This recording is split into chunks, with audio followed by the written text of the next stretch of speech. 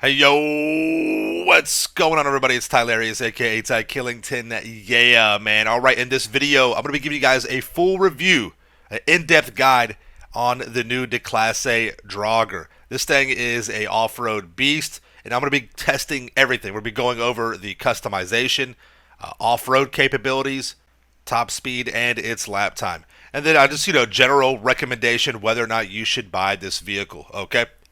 You can purchase the Draugur at Southern San Andreas. It's at 1,870,000 for the buy it now price, and the trade price can be unlocked by completing the new Cayo Perico races. Okay, those races are decent. They're pretty fun.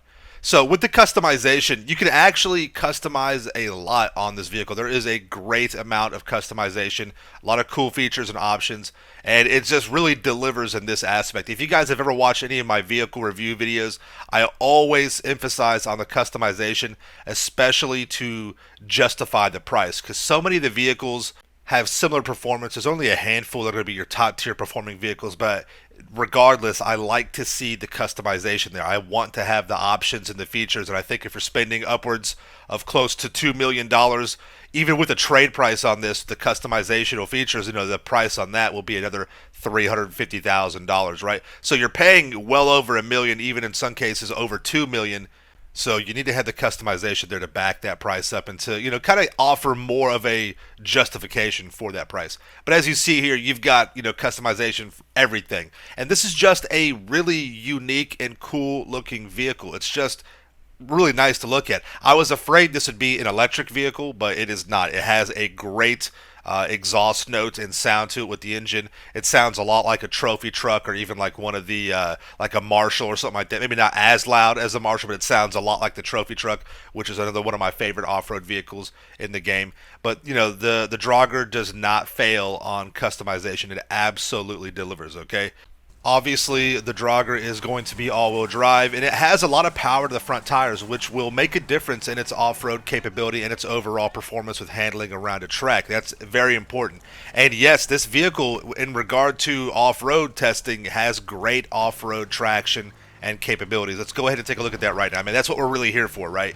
And instantly, you can tell that the Draugur has great off-road capabilities. One of the important features in the design of this vehicle is the front tires are very close to the front bumper, allowing the tires to grip and grab on obstacles that are, right there in front of it. Mainly, rock climbing. And speaking of rock climbing, let's take this to the wall. The wall is the maker and breaker of off-road vehicles that I've tested with, and I could not believe this, but on the very first try, the Draugur clears the wall, all right? And a lot of off-road vehicles have trouble, especially off-road vehicles that have the smaller tires like this. But again, because the tires are right there at the front where the bumper's at, it allows it to clear a lot of the obstacles, and you can, take care of business when you're climbing up some hills or over some rocks. It did get hung up on the second attempt right here because, the tires aren't that tall. I do wish we had, like, more off-road customization, maybe an off-road like Benny's style kind of upgrades. But as you see here, because it does have so much power to the front tires, and because it does have a good acceleration, it's able to use that power to clear the obstacles. The next obstacle again tests that capability of the tires being able to grip and power over, and as you see right here, not a problem at all. Now, the Draugur's ability to climb hills is good. It's not bad at all. Now, it's not the best vehicle I've tested in its ability to climb and scale hills, but this will do pretty much what you need. And we'll talk about why that's the case here in just a minute. The Draugur does have great acceleration. It can easily, power and conquer a lot of the obstacles and, off-roading in this game.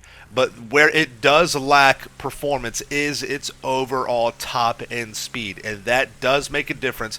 You can, as you can see here, it doesn't have too much trouble with that. But we'll talk about that in just a moment.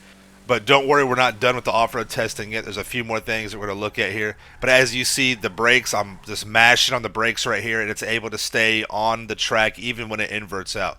Let's test out the water capabilities, how good this snorkel really is on the actual vehicle. And yeah, the Draugur does not disappoint. A lot of off-road vehicles cannot go fully submerged into the water. They do not have the ability to do that, and the Draugur does. Now, the Draugur is not waterproof. You still can destroy the vehicle by getting submerged and staying in the water too long. But as you see right here, it does have great off-road capabilities in traversing and going through water. Again, it does have a snorkel on it, which and you have the exhaust tips up in the air. So you like to think that Rockstar has that as something that as a feature. But regardless, it does do well in its off-road water submersion capabilities. Just testing out the suspension some more and just seeing how it does. And again, the Draugur does not disappoint. It has enough of that initial acceleration speed. It has good grip, and it does allow it to power through the majority of the obstacles. You can still see where it gets hung up a little bit and where it has a little bit of trouble, but it's able to work its way through and take care of business. This is definitely going to be easily in the top 10 of off-road vehicles, arguably even in the top 5. Now, top-end performance. This is where it struggles. The Draugur top end, it's got great acceleration, but top end speed is not there. That plagues a lot of the off-road vehicles, and in most cases, it hurts the off-road vehicles when you're climbing hills. It just doesn't have the top end speed to get through. But as you see right here, it comes in at a very slow 1 minute 27. The Draugur has good downhill assist abilities, and its braking capabilities are excellent. It has very good brakes, and again, the grip and traction with this vehicle is very good. 0.739, and it's right there with the EGT in its top end speed. But again, because of the traction, because of the grip, it does very well around a track. Now, a lot of the tracks that we will come across in some of these off-road races are going to have a lot of straightaways. So vehicles like the BF400, which you can use in off-road races, the Camacho, which has very good top-end speed, those vehicles are going to still probably be the ones you want to go with. But the Draugur is extremely competitive, and it will be up there with those vehicles. You just have to understand the type of track that you'll be using, okay, and that you'll be racing with. So there you have it. Do I recommend you buy this vehicle? 100%. I love the Draugur. I think it's a great addition. It actually surprised me. I thought that this would be kind of like a dud vehicle, but it is very good. It looks good. Great customization. The price is a little steep, but it's doable, and the off-road capabilities are very good. So I absolutely recommend you guys buy this vehicle, have some fun with it, and let me know what you think in the comments down below. Do you already own it? Do you love it? Do you hate it? Let me know what you guys think, all right? Thank you so much for watching. Make sure you subscribe to my channel for the ills and reals content in the game. Smash that like button. We'll see you guys in the next one, all right? Peace out. Yeah.